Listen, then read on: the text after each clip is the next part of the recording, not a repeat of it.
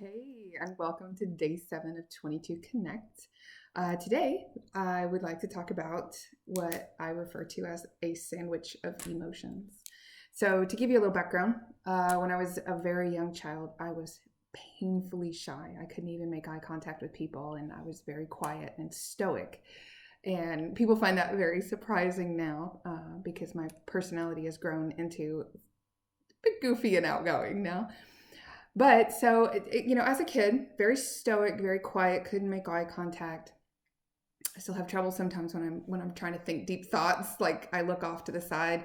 So, and the messages that I kind of internalized, and I don't know really where I got them from, but this is how I internalized emotions.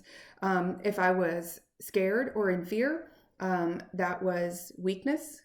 Or like I was scared and it wasn't legit. If I was sad, I was feeling sorry for myself. And if I was mad, I was being disrespectful. So again, this is how I internalized all of these messages. And so this is kind of how I carried it with me. Along the same time frame between about 5 or 6 years of age, I think, we moved into a neighborhood and there were a lot of kids in that neighborhood. And again, very shy. And I got beat up a lot. And so it was because I was so quiet, like they would literally hit me trying to get me to say stuff. And just because I would just like curl in on myself. So there is a psychological phenomenon that occurs when people that you perceive are in power, how they exert their power, how they keep their power is then transferred into the mind as, oh, that's how you get power, or that's how you keep power, or that's how you become powerful.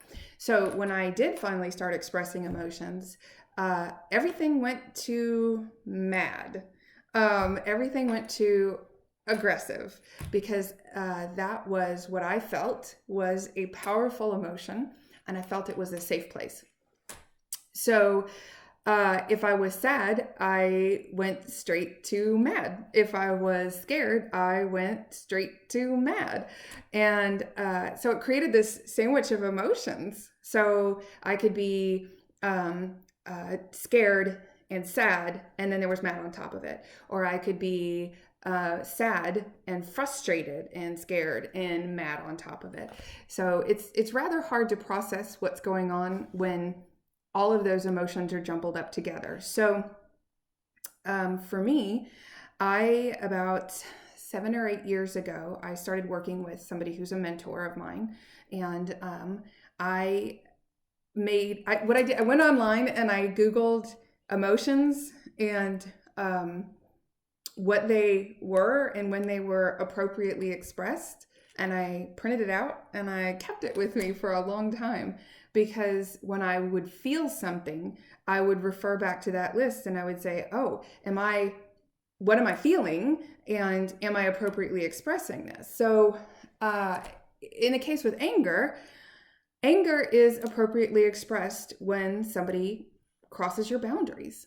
And not even one of those things where, oh, well, I would do it this way, and so of course they should do it the same way that I do it. That is not a boundary that you've set and agreed upon with the other person. That's an expectation that you have of other people.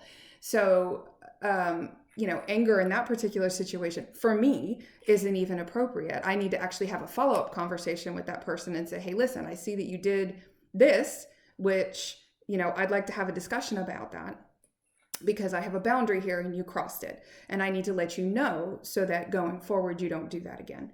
But what I found is that I really like the mad was just the protection over the sad and over the scared and over that I'm feeling vulnerable or I'm hurt. Oh gosh, if you hurt me, you can hurt me on a level 2 and I'm going to come back on a level 25. I will destroy you. That was my attitude before. And what I realize now is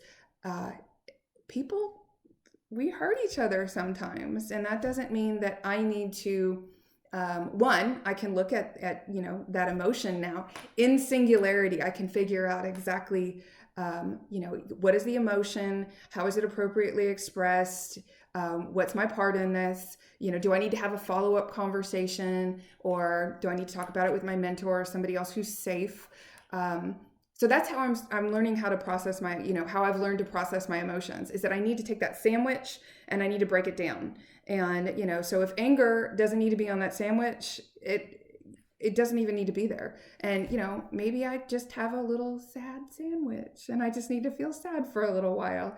And that's okay. That's absolutely okay.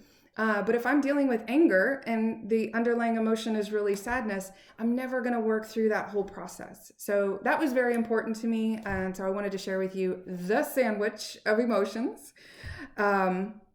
I also have a little bit to say. I think that there's certain socially acceptable emotions. I think that anger, frustration, and being happy are like socially acceptable. And then being scared or being hurt or being sad, those things make people uncomfortable sometimes.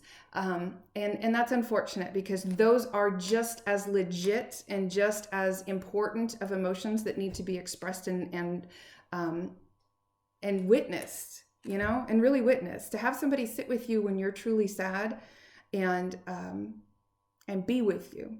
I'm here with you. That's an incredibly powerful moment. And so anyway, running a little bit long today. I hope you're having a wonderful Tuesday, and please take care, and hopefully you connect with somebody today. Thank you.